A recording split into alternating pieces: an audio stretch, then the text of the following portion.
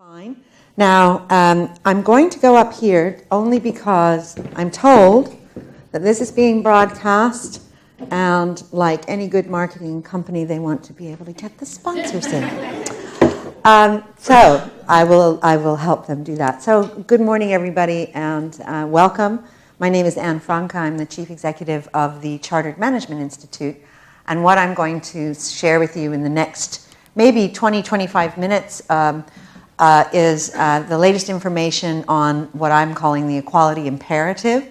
My information is focused on gender, but you can ask me questions and I'll answer as best I can how it relates to broader issues such as ethnicity, etc. But I'm also very keen that we have time, and we will have, I think, at least 20 minutes to do some Q&A, some discussion, get your views going, and for you to ask really questions of each other and of me. So anyway, what I'm going to share with you is what is the equality imperative, why does it matter, and what can you all do about it? Just a little bit about CMI for those of you who might be less familiar. CMI is the professional body for best practices in management and leadership. Our vision is pretty simple. It's about better led and managed organizations. Our mission, so how do we do that? We want to make people better managers and leaders at every level. This is an incredibly important task, especially currently. But we've been at this for 66 years, so that's how old CMI is as a professional body. We have about 130,000 members in our community. This includes 30,000 learners. We work with over 90 British universities and business schools, as well as 400 education providers, so we have a lot of partners. And I said that management and leadership is incredibly important, and it's even more important today because it is the number one thing you can do to boost productivity. And productivity, as you know, and will be in the autumn statement and in almost every headline you read, a key issue today in post-Brexit Britain. Now, there are many things you can do to boost productivity. One of them is by becoming a management professional and engaging in successful management training and better line management behaviors. And CMI does a lot of work in that area. We are the only ones to award Chartered Manager, and we've also led the government's Trailblazer program on management and leadership apprenticeships. But the other thing to remember that's very, very important is that one of the best ways of boosting productivity is to get better gender balance in an organization. And I'll come back to that. So again, what is the problem of gender balance? Why does it matter? And what can we all do about it? Now, CMI has been surveying this for over 40 years, so well before my tenure. We've worked with a company called Expert HR, and our annual survey looks at the gender pay gap from the perspective of over 60,000 anonymized individuals and somewhere between, depending on the year, 200 to 300 organizations of all sectors and sizes, including public and private. And this is what we found in our latest survey. So this is 2016, August 2016 data. It's a very stubborn issue, and it's not going away. And it's a twin issue. The issues are representation and pay, and they're very interlinked. So if you look at this pyramid, we call this the glass pyramid. What's been happening, and this is a consistent pattern over the last 10 years, is at that entry level, so that bottom of the pyramid, you're seeing more and more women at the first level of management. Now, there are reasons for this, and they are well documented. More women are going to university, they're getting better grades, and hence they're getting those entry-level positions in the workforce. And this has been increasing. So if I go back 10 years, that 73% would have been less than 60%. It would have been closer to 50%. So there's really been huge advancement at the bottom of the pyramid. But then, actually, correspondingly, on the right-hand side, you see the gap between men and women at that level, 1%. And that, too, has been closing. It's been moving. It's basically equivalent. In some sectors, the women are even paid more than the men at entry level. But then what you see is this stubborn pattern. The higher up you go, the fewer women you have, and the more men you have. And ultimately, when you get to the top of the tree, the representation reverses. So you can see at the middle level, you've got almost 60% of the middle managers being men and 40% being women, and a 6% pay gap. And at the top, that director level, it's almost like the glass pyramid is reverses. It's over 2/3, so almost that 70% men and 30% women. So that pattern where you see, almost a mirror image between the bottom of the top of women and men is a very stubborn pattern. It's been around for 10 years. And obviously, the higher up the ladder you go, the bigger that pay gap gets. And at the director level, this year, it was 13%. Now, I would love to sit here and tell you that there's been stunning progress over the last decade, both in the UK and the US, but the answer is there hasn't been. So this is pretty stuck, and it's been pretty stuck for the last decade. Now, why? It's an obvious question. Well, this is what we found in our data. We did a continuous stream of people for 5 years. We tracked them, so anonymized, of course, but the same people. And we tracked their progress. And what we found, on average, is that the men were 40% more likely to get promoted than the women. Now, actually, that data snapshot I have is a 1-year tracking. So we tracked them from 2015 to 2016, and in that time, the men were 40% more likely to get promoted. But as I mentioned, we looked at this over the longer term. So we tracked those same individuals back 5 years, and this is what we found. 47% of the men were promoted, and 39% of the women were promoted. So again, the stubborn reality that the men were more likely to get promoted than the women. Now, obviously, there is a basic pay gap, and it's an important part of that twin issue. The average pay gap is about 8,000 pounds, or 23%.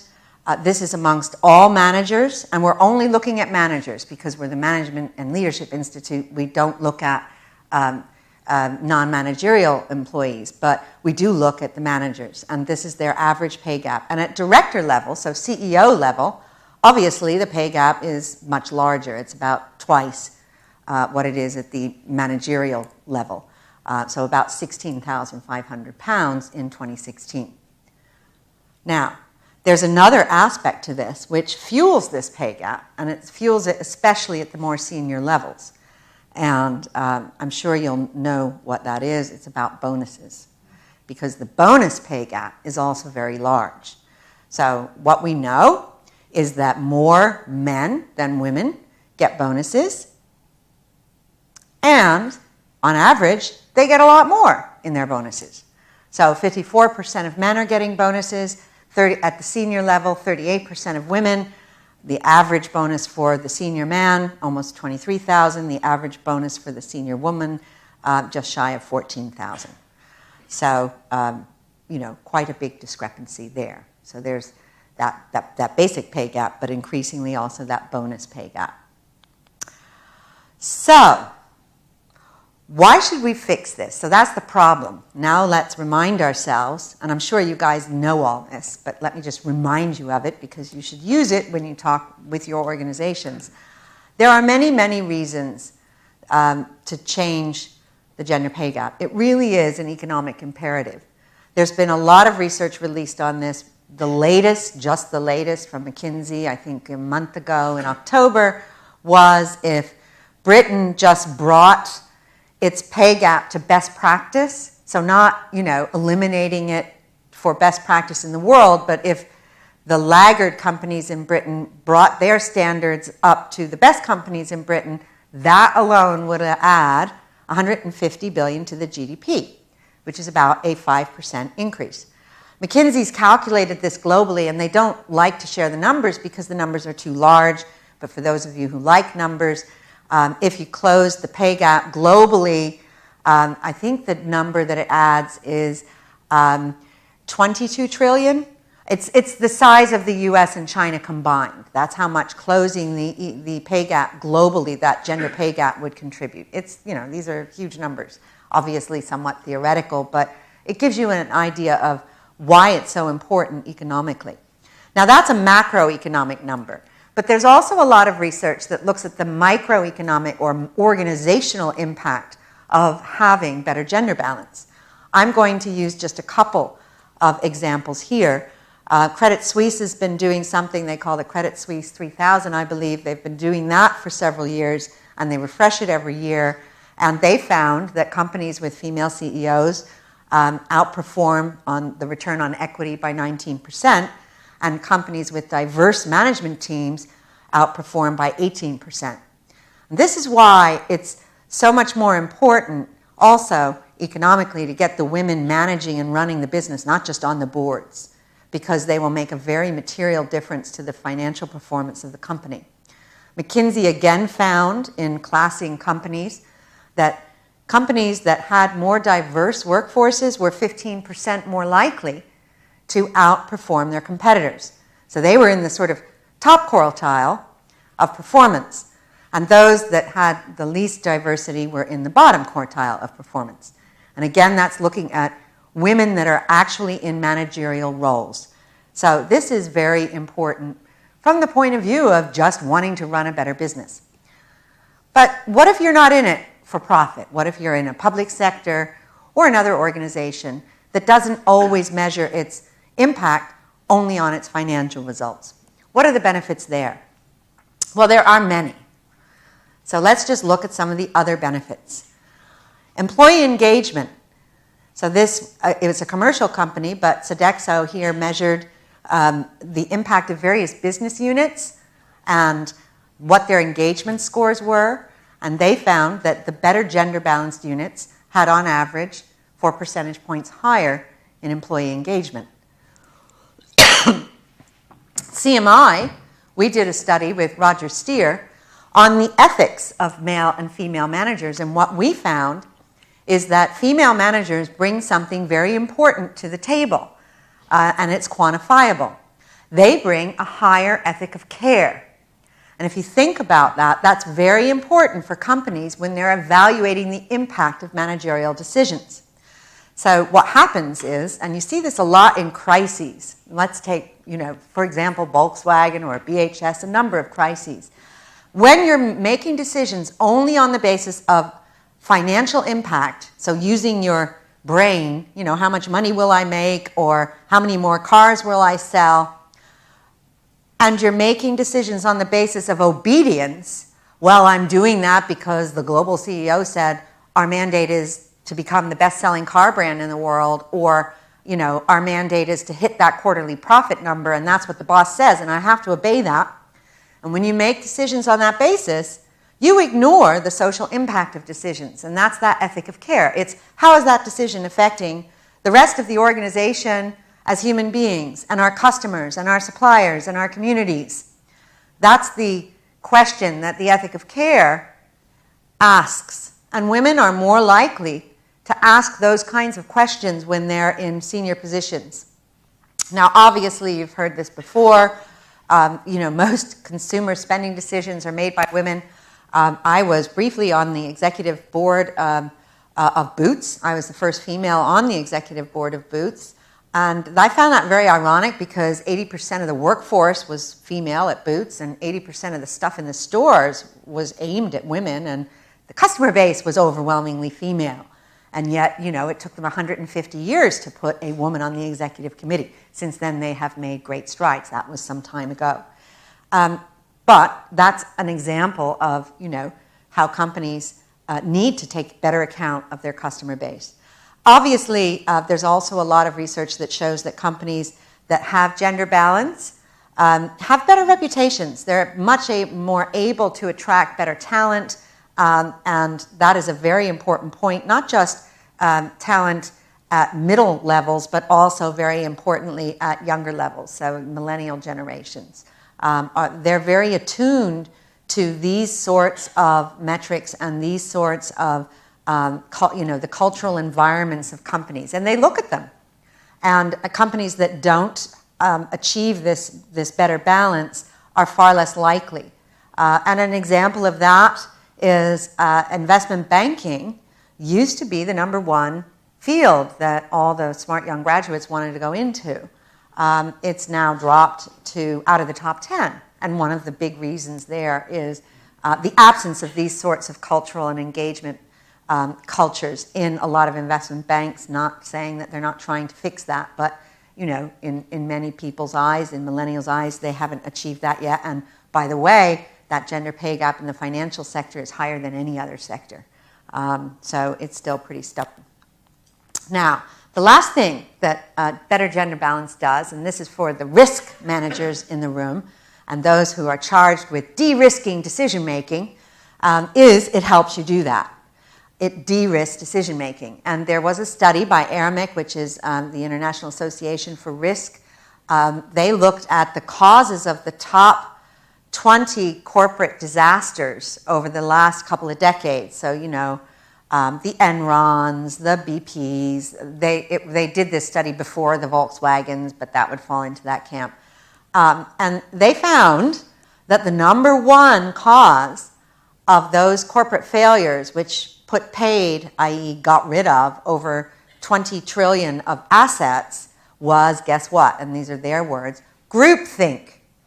Now, groupthink is, kind of another word for a bunch of white, middle-aged men sat around the table of similar backgrounds taking the decisions. So that's, again, a very important aspect of better gender balance. So those are all the benefits. There are myriad benefits. So what do we need to do? What can you do? Well, for those of you in the UK, I'm delighted to say that very shortly you're going to have to do something. Because starting around about, we don't exactly know, but April-ish 2017, you're going to have to, if you have over 250 employees, whether you're in the public or private sector, you're going to have to report on your gender pay gap. And you're going to have to audit your performance. You will have to publish your results on your website. They will also be published on a government website. And when you publish those results, you're going to have to publish your mean, your median. So, the mean is your average pay gap. Your median is half above, half below. This is for both men and women. And as far as I'm concerned, the two other metrics, which I think are even more important. You're going to have to publish by quartile. So if you remember that pyramid I showed you, you're going to have to track your pyramid. You're going to have to report how many men and women you have at each pay quartile in your organization in percentage terms and what their average pay is. And so you'll see organizations, not just you in the room, but everybody will see, oh, okay, I can see my own glass pyramid. And I have to publish that. You're also going to have to publish information on bonuses. And those two metrics, the quartile tracking and the bonuses, from my perspective, are far more important than the mean and the median, the single number. Now, this gives everybody a great opportunity to do something about that because you can publish a narrative and you can tell the story of what you are doing once you understand. Because once you publish these things, you have to look into it, right? Because, the biggest thing is companies think they don't have a gender pay gap. Well, guess what? They're going to find out they do. And then they're going to have a plan to fix it. And you will be able to include this narrative. And I really encourage everybody to include the narrative, because if you don't, it could get very easily misinterpreted. And then even more important than the narrative is having a plan to fix it. So let me give you some examples. If you're a big technology company, chances are you have gender pay gap throughout the entire pyramid. So what you might do is you might have a really big program to recruit female engineers. And that's great. But what that's going to do, because you're suddenly having an influx of female talent at that lower level, is temporarily it's going to make your gender pay gap even bigger. And if you only report that single number, you're going to look bad. It's going to be like, oh my goodness, we're going backwards. But if you tell the story that, well, no, actually the issue is that we'll never correct this unless we get more junior women in, so we're having a big recruitment effort to do just that, and so temporarily our gender pay gap is going to reflect those lower paid women coming into our workforce, but we are on it and we plan to have programs to track them through, and make sure they get promoted, well, guess what? You're going to have told a very compelling story. Equally, I know of a big retailer that looked at this information, and they found that, yes, they had a gender pay gap, and when they looked into the internals, it was because, they were promoting women, so they had lots of women assistant managers, but they didn't have female senior managers. And when they looked at the roles that they were promoting the women into, they discovered that they were promoting the women into the peripheral roles. So what's peripheral roles in retail? Well, if you're managing supermarkets, say, the peripheral roles are things like managing the health and beauty department. And that's where they were promoting the women. The path to store manager, those senior management roles, is you got to manage the fresh food, or you have to manage the grocery aisle, the baked beans. And so they realized, we need to put more women into those pivotal roles that feed the senior management roles in our organization. So every organization's story will be different, and everybody's plan will be different to address this. One university, and I know there are a number of universities in the audience, looked at their gender pay gap and said, this is quite simple. We'll just give all the women a raise. Yes. So that's another way of dealing with it. So, there are many different ways that you can deal with it, but I encourage you to have a plan and to tell people about it. Now, there are other things in your plan besides just publishing the information that you can do to encourage progress.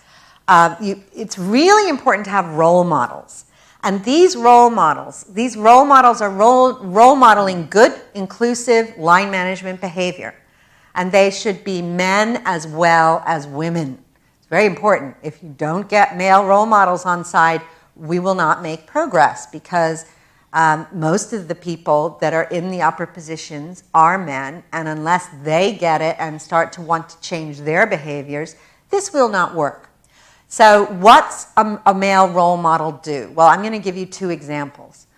A male role model, and this is a real life story and an anecdote, is a CEO that says, you know what, we're not going to have any meetings before 9:30 because I'm taking my kids to school.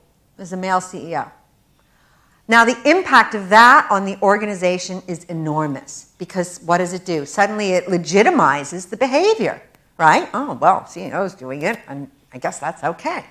As opposed to, and this is another real story, managers lying about why they're coming to work late or leaving work early. They're lying about it. I have an important client meeting off-site, when what they're really doing is taking their kids to school. That's really bad behavior. That's not role model behavior. So that's a great example of just being open and transparent, that you have other family commitments, and that you're flexible in how you fit your work and life around those commitments. Another way males can be role models is to sponsor talented women. There simply will not be enough senior women to go around to be the sponsors to pull the women through the pipeline. And those senior women will be overburdened. If all organizations do is point to their 2 senior women and say, could you please mentor 80 middle management women, those senior women will be overwhelmed. So I really encourage you to get some open-minded men to mentor talented women and sponsor them in their career progression. And sponsoring, rather than mentoring, is even more important for progress, because what sponsors do is they advocate for the people they sponsor when they're not in the room. They say, wow, Claire just killed that last assignment. She is so ready for this promotion. That's what sponsors do. So I encourage you to get the senior men in your organization to sponsor the talented women and to have conversations with them. So one of the big things about unconscious bias is when women have children and come back to work, people assume that, they're not up for it because they've had a kid. Well, don't assume that. Just say, well, how can we give you a really challenging, stretching assignment that reflects your new reality? And what would you be comfortable with? And flexible working and focusing on outcomes rather than presenteeism is essential in that. And I really encourage you, every worker has the right to request flexible working, but have a very flexible definition of flexible working. And when you advertise for positions, advertise that they're flexible. You'd never put a job ad in the paper that didn't have the location and the title. Well, why don't you put the location in the title and flexibility welcomed? Because if you do that, you'll attract a much broader pool of very talented applicants. And actually, I know from TimeWise, only 8% of jobs are advertised flexibly, and many more should be. Now, the other thing that's really important in this is, in addition to staying positive, okay? So stay positive, all the reasons why you're doing this. It's for the culture, it's for the performance, it's for the engagement, not, because it's the law or, because somebody said so, the CEO said so. If you do it like that and you do it from a compliance perspective, it won't work.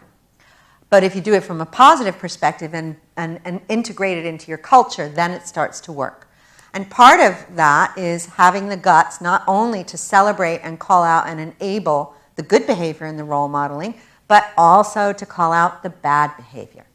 And this is especially important because if that bad behavior goes unchecked, unnoticed, and tolerated, then you can have all this good stuff going on, but people say, well, gosh, it's nice to have all this good stuff, but so-and-so can still act like that, and nothing is done about it. So why should I take this seriously?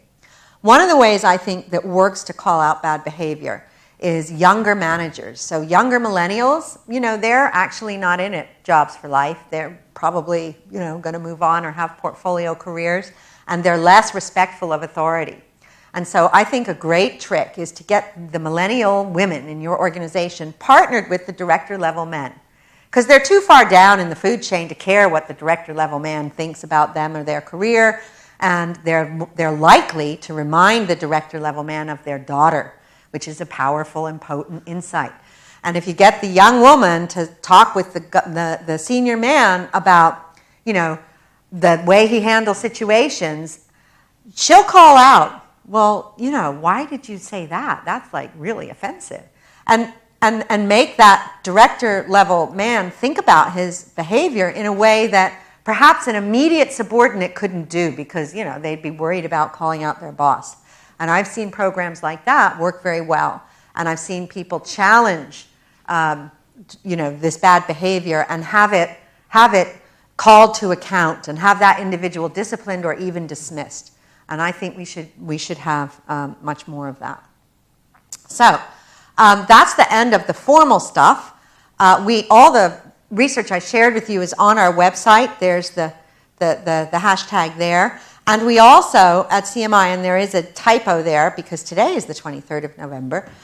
It's actually the 29th of November. We are launching in concert with a number of partners an initiative called CMI Women, which is trying to address the very middle of that pyramid that I spoke about. And many times I've been sat in audiences talking about gender, and when I've said that, how many women feel they're paid the same as their male counterparts, I'm not asking to vote, but you can see it in their eyes, and it's a horrible deadlock in their eyes when you see it. So it's just the impact I want to see what you feel, the real impact when people start publishing their actual figures. Yeah. To your question, the UK has actually done something that I believe the UK should be very proud of and doesn't give itself enough credit for, and that is the UK did double the number of women on boards between 2011 and 2016. And the way that happened, it was voluntary, and it went from 12 to 25%. And the way that happened was what I call a coalition of the willing. So you had the government minister, in that case it was Vince Cable at Biz, calling out, we really need to address this. You had a formal commission, government commission led by Howard Davies, a respected figure, who was leading an inquiry. You had a university, Cranfield University, working with Queen Mary and other universities to help measure data. And then you had the 30% Club, an ingeniously named and executed initiative, which enrolled all the chairmen. Why is it ingenious? Because, people like men like clubs, right? Hey, are you in the club? I'm in the club. Are you in the club? It was a very non-threatening way of enrolling the key people that had to lead the change. And all of those people worked in concert and in partnership with the media. And that they worked beautifully together. So the media kept shining the spotlight. Here's the latest figure. Here's a company that still has all-male boards. Cable's writing to them. They were, and et cetera, et cetera. And so the pressure was on and the pressure was kept up. And I think that is a stunning example of voluntary change. Now, I believe the same tactics need to be applied to this change. So the transparency will get results when we have a coalition of the willing, when we have the government initiative, when we have, in this case, the Hampton-Alexander report focusing on the executive pipeline, when we have and the 30% Club as well, when we have things like CMI Women and the Women's Business Council focused on the middle management, and when we have the media calling out, when those figures are available, the media has to say, here's great practice, here's some early adopters, here's some good guys. And ultimately, you know, when 2018 rolls around, April 2018, and there's non-compliers, well, you know, it's like, oops, they haven't done it. So I think that that's the way to make progress without quotas. I think progress without being forced is always best, because quotas allow people to sort of fold their arms and say, you know, I'm just doing this because I have to. And otherwise, I think it's blah, right? And I disagree with it.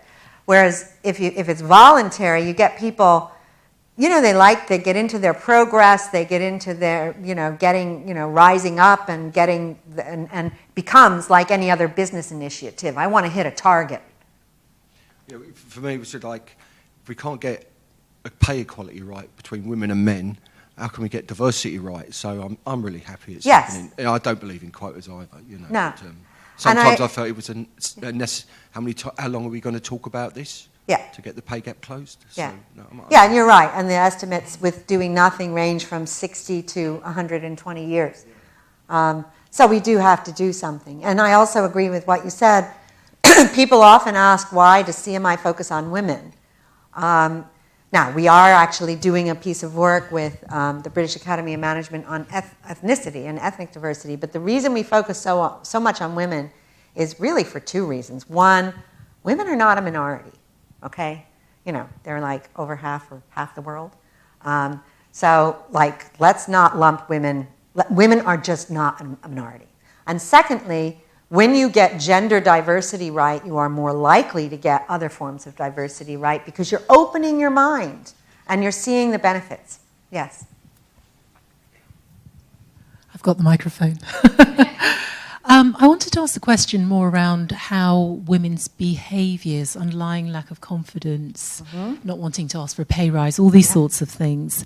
What work do you do around that? Because that's where I do a lot of mentoring, and I see consistently that both my BAME mentees, whether male or female, and all the female mentees have an underlying lack of confidence within themselves. There's a lack of self-worth often in situations where I find that baffling. They're very capable, but they just feel that I couldn't possibly ask for that. If they do ask for it, they're judged quite harshly for doing so. If you're BAME and you're assertive, you're called all sorts of things that aren't terribly positive. If you're female and you're assertive and you're also BAME, so what do you do around that with your clients to try and get them to upskill their confidence? Sounds awful. Yeah, it is a great question, and it is true. And there are many anecdotes that underscore your point. And everything from 3 candidates for partner, woman's by far the best qualified. The 2 men are at the desk of the partner every week saying, it's my turn, it's my turn. Hey, let's go for a drink and talk about my partnership. Woman never says a word.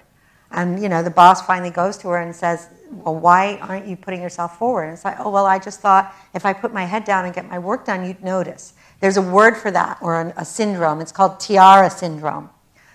So one of the things that we do, and I encourage you to do, is counsel against Tiara Syndrome. Make women aware of that. Make women aware that just putting your head down, getting the job done, and expecting people to notice by coming and putting a tiara on your head and saying, congratulations, you're promoted, will not happen. So I think it's really important that women are told that. I tell high school students that all the time. And so that's one thing. By the way, I think that not the only reason by any stretch of the imagination, but to your point about how harshly women are judged, you saw that in full force in the U.S. presidential election. So, Hillary Clinton's unpopularity. people that have researched this is not my personal opinion, it is as well, I believe it, but it's research backed, had gone and looked at her popularity and approval ratings, have found that her popularity plummeted every time she, as a woman, actively sought power, right? So when she actively said, I want this, and she put herself forward, her popularity plummeted because a woman, the idea of an ambitious woman openly seeking power still is not accepted, not even in 2016 in America.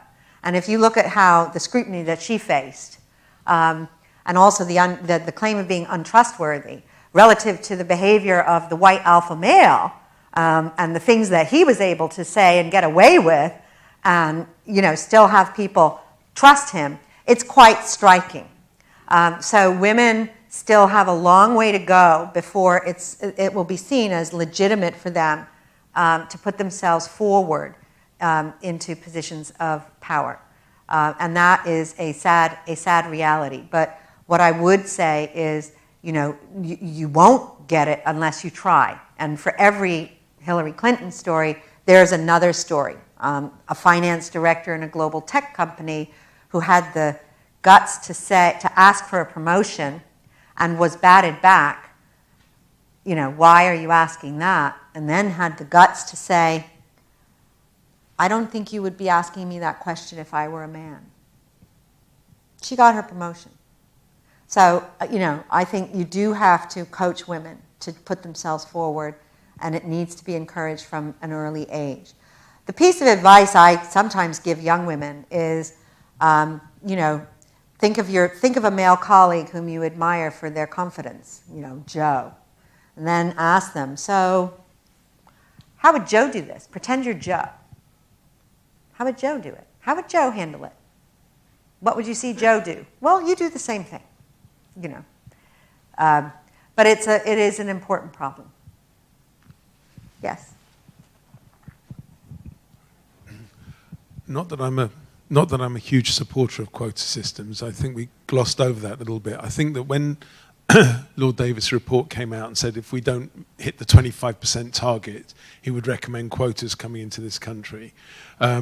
Taking the Norwegian example, where the Norwegian government said that the equivalent to the FTSE 100 would have to have 40% women on boards in 3 years. The companies said this is not possible because we don't have women in senior management to promote, and the government said, well, find them. And they fast-tracked and promoted women who under normal circumstances would have not had the experience to be on boards.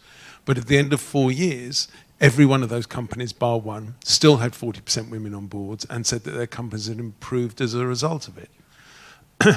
Not that I'm advocating that we go down the quota route, but Lord Davis was 25%, which I feel was far too short as a number. Mm-hmm. And secondly, what's happened in Norway is it's brought women up at all levels of your management pyramid in the Norwegian companies. Is there not something for us to learn from that model? Well, you said something very important there that I omitted, and I give you credit for reminding me of it. There was a stick to Davis, right? So he said, let's do this voluntarily or else ... And I do think a stick is important, right? So let me agree with you that having that, do this or else ... was an important enabler of action. I still think that the social norms I'm saying this very candidly, in the Scandinavian countries are quite different from the social norms in places like the UK and the United States. The UK is a little bit more socially democratic than the United States, but they're still nowhere near where the Scandinavians are. And the behavior, so some of these, male-female stereotypes, men in Denmark and Norway and Sweden take parental leave. It's not a problem. They've long been used to people being perceived as equal in the eyes of the law and in the eyes of the workplace. They are much more used to a more interventionist government stance. That's their world. And, by the way, a lot of people think they have the best societies. I think that the US and the UK are much more likely to face backlash. And by the way, not to return to the political reality, but just look at the backlash, both in the UK and the US, against diversity, right? Look at the red rural revolution in the US and the Brexit vote in the UK. A lot of those social forces are similar. These are predominantly white people that feel angry at being left behind by a lot of diversity and inclusion initiatives. And so I think that, actually imposing upon large swaths of the population that this is the law, that you have to do that, could actually backfire in our societies. Can I just add one more thing on there, that the post-quota system in Norway, the men on boards and in senior management positions have now reported back that they have changed their behaviour positively around diversity in general, which is, I think, is it Gary, what you were saying, that they were actually saying that it has improved their behaviour and their practice? Because when you have gender balance, other behaviours become acceptable. So suddenly, and it's better for men too. Men can become more inclusive of their whole selves, right? Including their ethic of care selves, right? And there is less of that, I'll suppress that because, I have to demonstrate how powerful I am. And so you're absolutely right. It does change the culture of an organization, and it makes it better for everybody. So I think that's very important. Hello.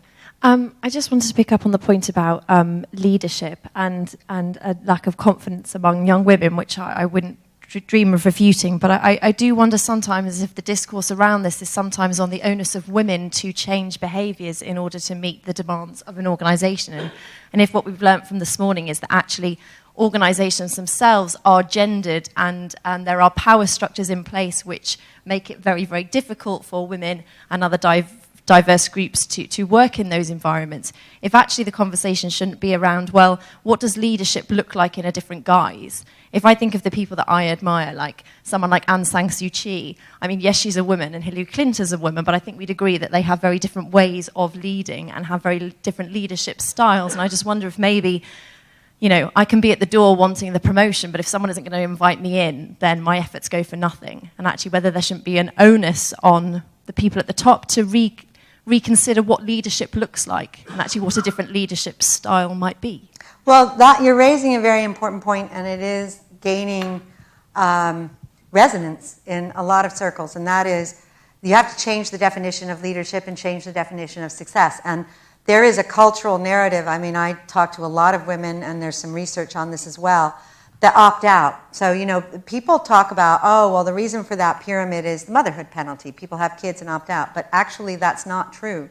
Of course, having children does play a role, but what studies find, and all of the anecdotal evidence I know from my discussions corroborates this, is it isn't really just the motherhood thing. It's that women in middle and senior roles look up and they see the behaviors of the people above them, and they see the culture, and they see that kind of very, it's all about power and money world, and it's all about, killing it, doing the all-nighter, going on the road show, nailing the client, blah, blah, blah. And they see that behavior and they go, oh gosh, that's just not me. I just don't want to behave like that. That's not my definition of success. And so they opt out.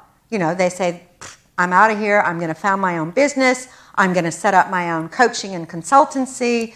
I'm going to opt out of the power play. So introducing that third leg, that third more human element of success, about success in giving back, success in having a purpose, is vital. And there is a movement amongst, there's, a popular movement. Arianna Huffington's a huge champion of this. She calls it Thrive. There are also some research and academics that are saying, actually, it's not so much about, one of the reasons gender balance is so important is bringing in those more female styles of leadership is so much more important. And we should recognize the archetypal female and male styles of leadership and recognize that both men and women have both within them, and what we want to do is balance that out more. So that is more important. And actually, though, if you look at the people that knew Hillary Clinton well, that's her leadership. One of her big mistakes was she was afraid to be authentic when she was, campaigning, partly because she'd been so vilified, and I'm sure she was overmanaged and overprotected.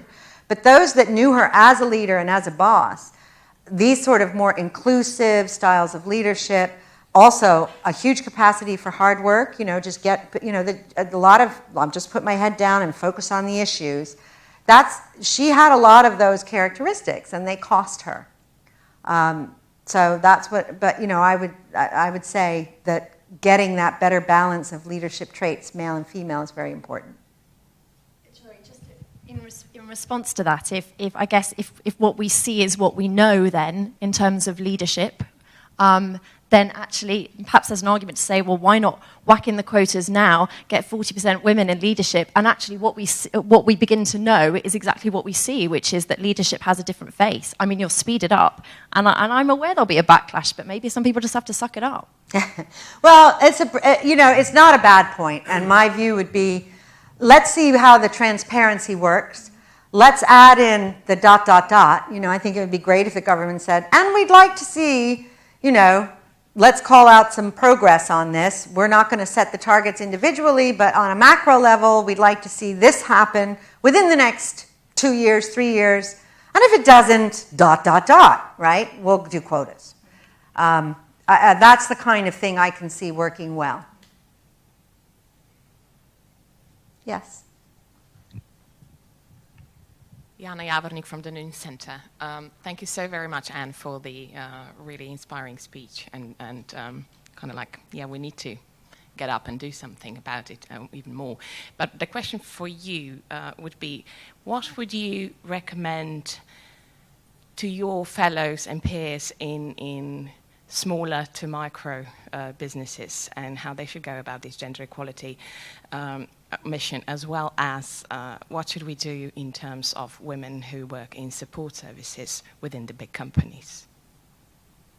Okay, so the first question I get, what should smaller companies do? And the second question is, what should we do? What about women who work in support services within these big companies? So not just the management, but kind of like women who support the managers. Like administrators? Like administrators and assistants. And assistants, okay. Well, right. So the first question, small companies do the same thing that the big companies do. That's easy.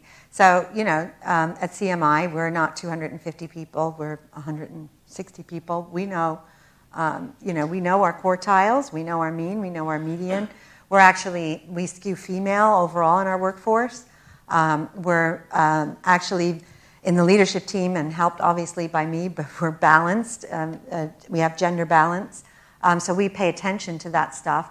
And we pay attention to our policies. So we're very focused on outputs, not face time. We give everybody the right to work flexibly. We have an expression, we try to eat our own dog food. It's something I picked up when I was at Mars, because at Mars, believe it or not, they ate the dog food. It's human grade, so it's okay. I think it's really important. And the number one reason that SMEs fail, and SMEs don't like to be called SMEs, but smaller and medium-sized companies, the number one reason that they fail and that the startups don't scale is bad management and leadership. And a lot of this stuff applies equally to them. So, I would not discriminate. And people ask me this all the time, there must be a big difference between large and small, or, between globally how people behave. And I know we had the discussion of Scandinavian culture, but by and large, I'm of the belief that it's 80-20. 80% of this stuff is universally applicable, and then 20% is culturally different. So I would advocate to all small businesses, just be mindful of the 80% that is common, that you can benefit from. Everything I said, you can benefit from. On the question of assistance, well, this is actually, it's about role models, right? So I'll use another example, and it goes back to schools. A lot of people lament that boys and girls very early on are taught some of these gender differences. So, You know, come Halloween, all the girls want to be fairies and princesses, and the boys want to be superheroes. And one issue of that is role models. So 70% of primary school teachers are women. And probably 80% of assistants are women. Well, I think we need more male assistants. And I think we need more male primary school teachers. So I think you have to open up, you know, in your definitions of roles to people that you don't stereotype that the assistant has to be a woman. In fact, you should encourage more men to go into those roles, because many people, and there are many stories of this, you know, start out as assistants and progress significantly. So it can be a great stepping stone to build a career for whether you're male or female. But of course, all the behaviors that, you know, go along with being a good line manager, go along with being a good manager of an assistant. And I think the assistant has to do some of the stuff I was talking about, which is if there are bad behaviors, call them out. Okay. Well then, thank you all very much. I think we are just on time, a little bit late. Yeah. So thank you all for your attention, and good luck with this.